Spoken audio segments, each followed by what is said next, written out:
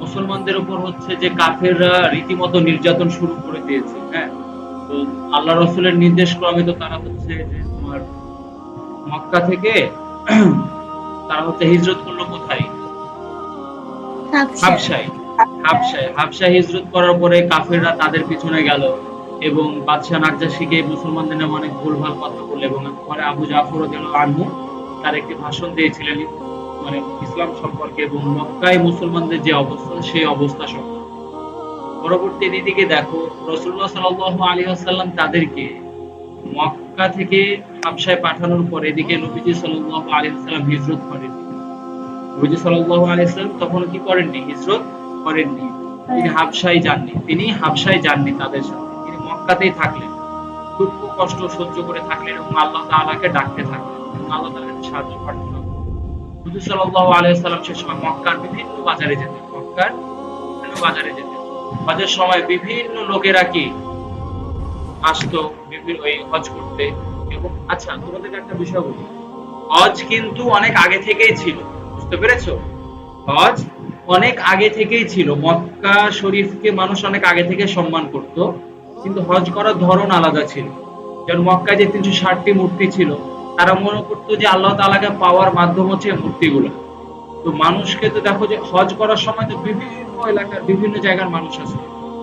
রাসূলুল্লাহ সাল্লাল্লাহু আলাইহি ওয়াসাল্লাম তো তখন ইসলামের বাণী কেবল মানুষের কাছে পৌঁছাচ্ছেন, মক্কার মানুষদের মাঝে ছড়াচ্ছেন, বুঝতে পেরেছো? এখন বাইরের যারা মানুষ, মুসলমানদের সংখ্যা কম হয়, সাহাবীদের সংখ্যা কম হয়, তাদেরকে তো তিনি বাইরেও পাঠাতে পারছেন না ইসলামের দাওয়াতের জন্য, কারণ অনেক কম।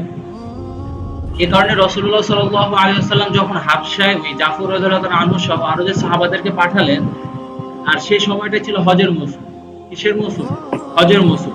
দেখা গেল হুজুর সাল্লাল্লাহু আলাইহি ওয়াসাল্লাম সেই সময় মক্কার বিভিন্ন বাজারে যেতেন এবং মক্কায় যারা হজ করতে আসছিল লোকদেরকে দ্বীনের কথা বলতেন যে এক আল্লাহর ইবাদত করো। এভাবে তিনি ইসলামের দাওয়াত দিতেন। হ্যাঁ, এভাবে কি হলো দেখো, যারা মক্কায় হজ করতে আসতো তারা দেখা যাচ্ছে যে অনেকে ইসলাম গ্রহণ করা শুরু করলো। এর দ্বারা কি হলো, ইসলামের প্রচার শুরু হয়ে গেল। যারা হচ্ছে যে ধরো ইসলাম সম্পর্কে শুনলো, ঈমান আনলো, তারা হচ্ছে তাদের এলাকায় গেল, তাদের গোত্রতে গিয়ে বলল কি, আমি একজন লোকের সাথে দেখা করেছি যে হচ্ছে নবীর উম্মত। হ্যাঁ, তোমরা এক আল্লাহর ইবাদত করো এবং তাকে অনুসরণ করো। এভাবে ইসলামের প্রচার এবং প্রসার ঘটতে লাগলো।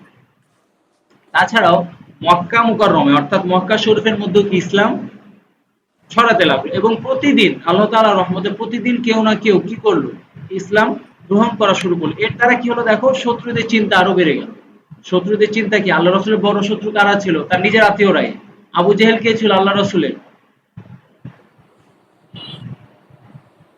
বলো, আবু জেহেল আল্লাহ রাসূলের কে ছিল?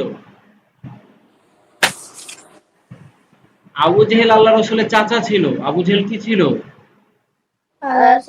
আল্লাহ রসুলের চাচা ছিল। আল্লাহ রসুলের বড় শত্রু ছিল আবু জেহেল। তো এর দ্বারা কি হলো দেখো, মুসলমানদেরকে কাফেররা বয়কট করলো এবং তাদেরকে আবু তালেবের ঘাঁটিতে বন্দী করে ফেললো। তাদেরকে আবু তালেবের ঘাঁটিতে কি করলো, বন্দী করে ফেললো। ফলে মুসলিমরা প্রচুর কষ্টের সম্মুখীন হলো। কারণ বয়কট করা মানে কি, আমি সুবিধা পাবো না, কমিউনিটি থেকে আমি কি পাবো না, সুবিধা পাবো না, আমি কোনো কিছু কিনতে পারবো না। বাজারে আমি যখন কোনো কিছু কিনতে যাব, তারা বলবে তোমার কাছে পণ্য বিক্রয় করা নিষেধ।